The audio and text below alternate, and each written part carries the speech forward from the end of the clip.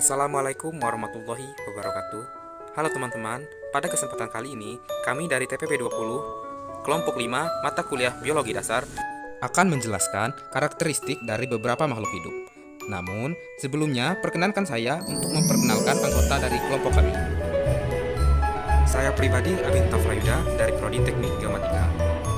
Selanjutnya ada Lukmanur Hakim dari Teknik Geomatika, Dina Permatahati dari Teknik Geomatika, dan yang terakhir Zahwa Gebi Novera dari Teknik Geomatika. Baiklah, selanjutnya kita akan langsung masuk ke dalam video pembahasan dan selamat menyaksikan.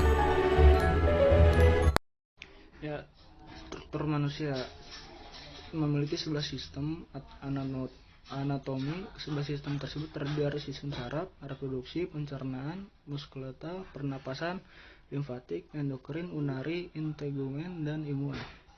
Lalu ada reproduksi manusia. Sistem reproduksi pada manusia termasuk ke dalam kategori reproduksi seksual. Artinya reproduksi terjadi melalui proses bertemunya gamet jantan atau sperma dengan gamet betina atau ovum, membentuk individu baru yang disebut dengan fertilisasi. Hasil dari fertilisasi atau pembuahan adalah terbentuknya zigot. Lalu ada tumbuh dan kembangnya manusia. Semua makhluk hidup akan mengalami pertumbuhan dan perkembangan. Pertumbuhan manusia ditandai dengan bertambah ukuran berat badan dan tinggi badan. Sementara perkembangan manusia ditandai dengan perubahan kecakapan, kematangan fisik, emosi, dan pikiran menuju kedewasaan. Cara mengolah energi pada manusia. Yang pertama adalah sarapan, melakukan yoga atau olahraga dengan musik dan bernyanyi, memenuhi kebutuhan air dalam sehari, makan kacang-kacangan atau ambil sebatang kayu manis. Regulasi pada manusia. Tubuh manusia memiliki sistem pengatur kegiatan tubuh yang dikenal sebagai sistem regulasi. Sistem regulasi pada manusia termasuk sistem saraf, hormon, dan penginderaan. Sistem saraf bekerja dengan cara menanggapi perubahan.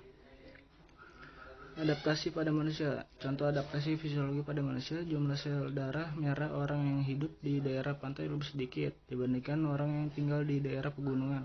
Pada saat udara dingin, orang yang cenderung lebih banyak mengeluarkan urin. Mata manusia dapat menyesuaikan dengan intensitas cahaya yang diterimanya. Baiklah, selanjutnya saya akan menjelaskan karakteristik yang ada pada beruang kutub. Beruang kutub adalah mamalia besar yang berasal dari keluarga Ursidae yang menempati benua paling utara di bumi, yaitu benua Arktik. Mereka memiliki bulu tebal yang terdiri dari 2 lapisan yang tersebar di seluruh tubuhnya. Beruang kutub memiliki tubuh yang memanjang, dengan leher yang sangat panjang serta tengkorak yang sempit. Beruang kutub tersendiri bereproduksi dengan cara vivipar atau melahirkan, dengan intensitas kehamilan yaitu 2-3 tahun pada setiap kehamilannya. Beruang kutub memiliki tubuh yang sangat besar. Untuk jantan, dapat memiliki tinggi hingga 8-10 kaki dengan bobot 550-1700 pon. Sementara untuk betinanya memiliki tinggi 6-8 kaki dengan bobot 330-650 pon. Hewan ini termasuk pada hewan karnivora dan termasuk konsumen tingkat 3 yang biasa melakukan perburuan pada laut di daerah kutub. Dalam kondisi kutub yang ekstrim, beruang kutub memerlukan banyak lemak pada tubuhnya yang bertujuan untuk menyesuaikan suhu tubuhnya meski berada pada suhu yang ekstrim. Beruang kutub memiliki pendengaran dan penciuman yang tajam. Hal ini berfungsi sebagai respon dalam mencari makanannya. Beruang kutub umumnya hidup secara soliter atau menyendiri, kecuali indukan yang memelihara anaknya dan pasangan beruang yang sedang dalam tahap perkawinan. Pada alam liar, beruang kutub biasa bertahan hidup rata-rata 20-25 tahun dan pada perang-paran bisa hidup rata-rata hingga 40 tahun.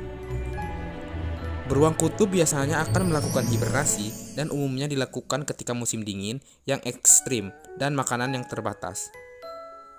Beruang kutub sangat bergantung pada es. Hal ini menyebabkan mereka memiliki ancaman dari pemanasan global dan pencairan es di laut. Dan apabila dibiarkan, hal ini dapat mengancam kehidupan mereka dan bisa menyebabkan kepunahan. Beruang kutub dikabarkan berevolusi selama era Pleistosen, berpisah dari beruang coklat di Asia sekitar 150.000 tahun yang lalu, di mana fosil beruang kutub tertua diketahui berumur kurang dari 100.000 tahun. Mereka telah berkurang ukurannya saat masa evolusi. Beruang kutub dapat ditemukan di seluruh lingkaran kutub utara di sepanjang pantai utara dan barat Laut Alaska, dari Kanada sampai pantai utara Rusia. Beruang kutub terbesar yang pernah ditemukan berada di Alaska dengan berat 2.209 pon dengan tinggi 12 kaki. Nah, makhluk hidup selanjutnya yang akan kita jelaskan yaitu berasal dari salah satu spesies hewan yang sangat familiar bagi kita semua, yaitu ikan. Karakteristik ikan yang pertama yaitu ada strukturnya. Nah, kebanyakan dari jenis ikan memiliki bentuk tubuh streamline di mana tubuh bagian interior dan posterior mengerucut dan bila dilihat secara transversal penampang tubuh seperti tetesan air. Nah, secara umum struktur tubuh ikan dibagi atas 3 bagian, yaitu yang pertama ada caput. Caput yaitu bagian kepala yang meliputi ujung monjong terdepan sampai ujung tutup insang paling belakang. Nah, bagian kepala ikan ini terdiri dari mulut, rahang atas, rahang bawah, hidung, mata, insang, gigi, tutup insang, otak, jantung, dan sebagainya. Nah, pada bagian mata ikan, dia tidak memiliki kelopak, sedangkan pada bagian jantung, dia terdiri dari 2 ruang, yaitu atrium dan ventricle. Yang kedua ada truncus. Truncus yaitu bagian badan. Nah, pada bagian badan ini dimulai dari ujung tutup insang belakang sampai permukaan sirip dubur. Di dalam tubuh truncus ini terdapat sirip perut dan organ dalam seperti hati, empedu, lambung, gonad, usus, ginjal, limpa, dan sebagainya. Yang ketiga ada cauda, yaitu bagian ekor.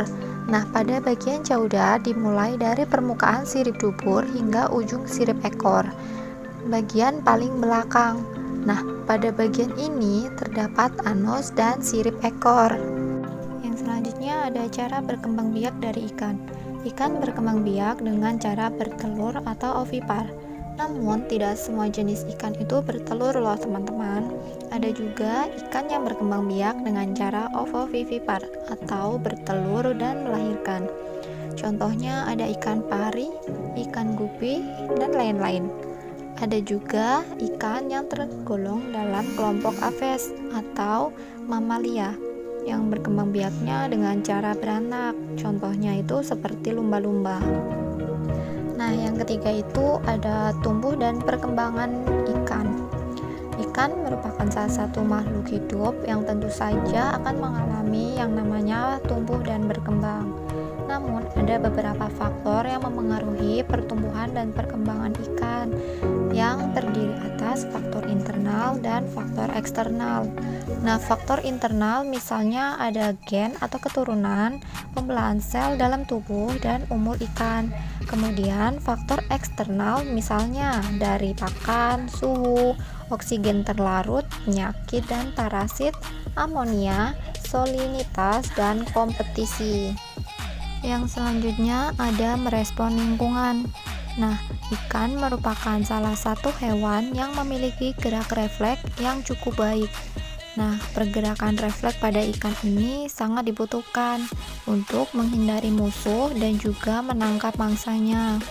Selain itu juga, ikan dituntut untuk memiliki keseimbangan yang baik pada saat bergerak secara cepat.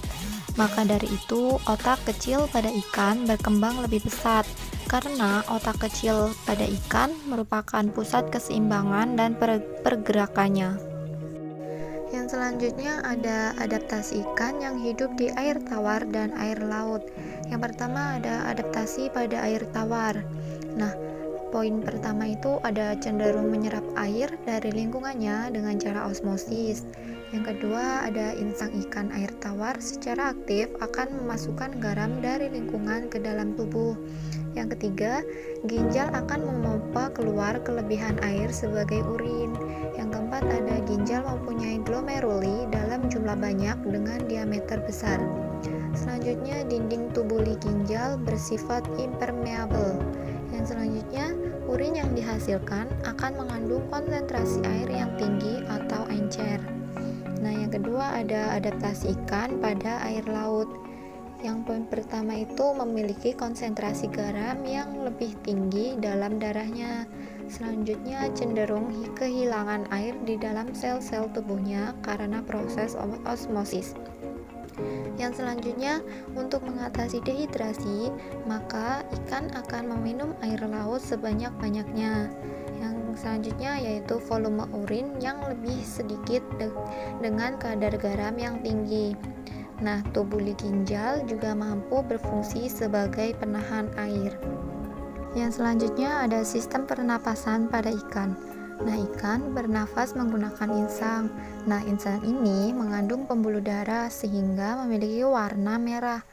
Nah, air akan masuk melalui mulut melewati insang dan setelah terjadi pertukaran gas, maka air akan keluar melalui tutup insang atau operkulum. Nah, tutup insang yang senantiasa menutup dan membuka untuk mengatur keluar masuknya air. Nah, ada juga ikan yang bernafas menggunakan paru-paru loh, yaitu ikan dipnoi. Nah, itulah beberapa karakteristik dari ikan. Selanjutnya, akan ada beberapa penjelasan lagi mengenai makhluk hidup yang akan dijelaskan oleh teman saya. Karakteristik tumbuhan. Karakteristik tumbuhan atau tanaman berbeda dengan hewan maupun manusia. Dalam strukturnya, tumbuhan terbagi menjadi beberapa jenis yang memiliki fungsi serta bentuk yang berbeda-beda pada setiap tumbuhan. Untuk struktur yang pertama adalah akar, yang merupakan salah satu bagian pokok atau terpenting dari struktur tumbuhan selain batang dan daun.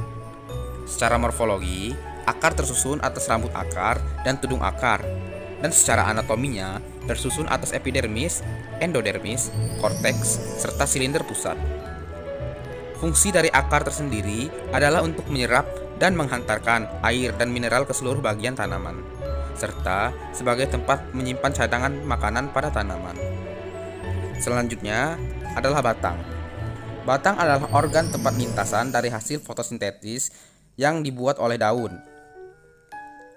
Batang tersusun dari lapisan luar dan lapisan pelindung. Fungsi dari batang adalah untuk menyalurkan hasil produk fotosintesis serta menegakkan dan menguatkan bagian tumbuhan. Selanjutnya adalah daun. Daun adalah tempat di mana proses fotosintesis berlangsung. Fungsi daun yaitu sebagai tempat fotosintesis dan tempat pertukaran gas melalui stomatanya. Selanjutnya adalah bunga dan biji. Bunga dan biji adalah struktur yang sangat saling berkaitan, yaitu bunga akan bereproduksi menggunakan puting serta benang sari, sehingga akan menghasilkan biji yang nantinya akan menjadi buah yang biasanya kita makan.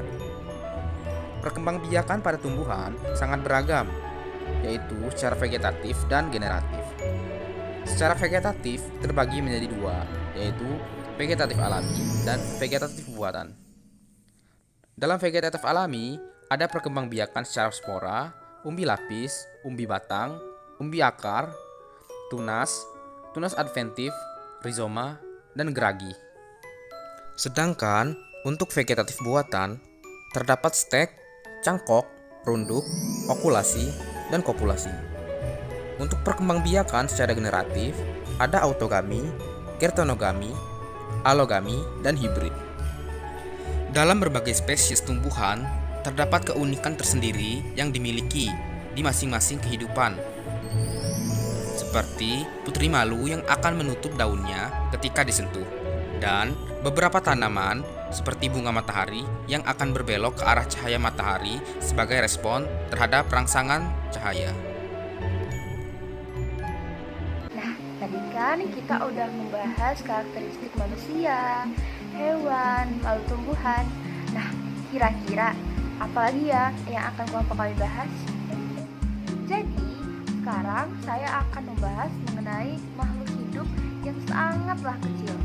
Nah, di sini makhluk hidup itu tidak bisa dilihat oleh mata telanjang, tapi keberadaannya itu berada banyak tersebar di sekitar kita. Apa itu? Ya, itu adalah bakteri. Yang pertama, kita harus tahu apa sih bakteri itu? Menurut Wikipedia, secara singkat, bakteri itu berasal dari kata bakterium, yaitu kelompok organisme yang tidak memiliki membran inti sel. Organisme ini termasuk ke dalam prokariota dan berukuran sangat kecil serta memiliki peran besar dalam kehidupan di bumi. Karakteristik pertama yang dibahas adalah bentuknya, yaitu bentuknya bisa berbentuk basil atau kotak, kokus atau bulat, dan spirillum atau spiral.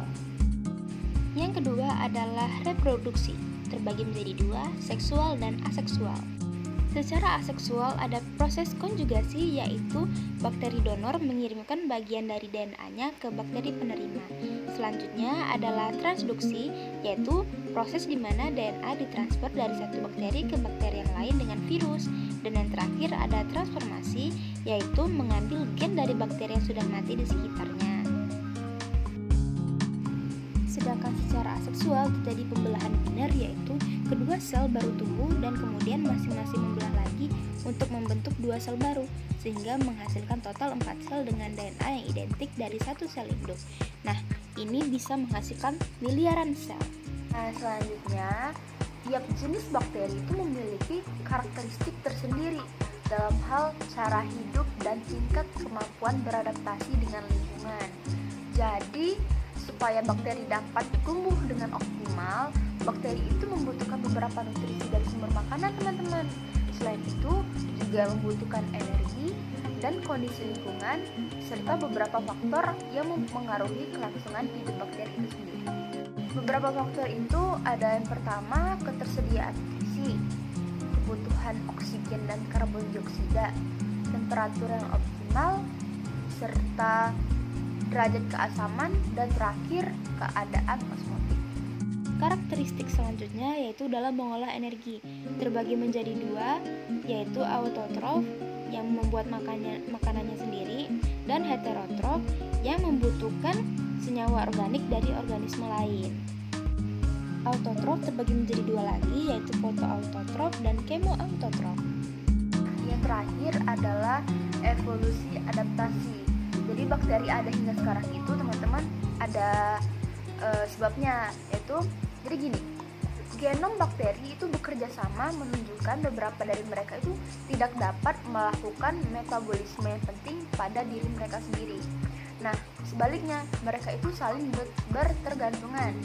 Nah, di lingkungan mereka, yaitu organisme lain, memberikan nutrisi yang tidak dapat mereka hasilkan sendiri. Namun, hasil kerjasama itu juga dapat menimbulkan ketergantungan yang beresiko tentunya. Itulah cara bakteri itu untuk bertahan hidup. Namun, jika pasangan dari mereka itu hilang, akan berdampak pada kematian yang lain. Jadi, bakteri itu memberi makan satu sama lain demi kelangsungan hidup dan pertumbuhan bakteri hingga sekarang. Nah, teman-teman, bagaimana video kali ini? Sangat menarik, bukan? Semoga setelah kita menyaksikan video kali ini dapat menambah pengetahuan dan wawasan kita mengenai makhluk hidup yang ada di dunia ini. Sekian yang dapat kami sampaikan dan sampai jumpa di video selanjutnya. Terima kasih.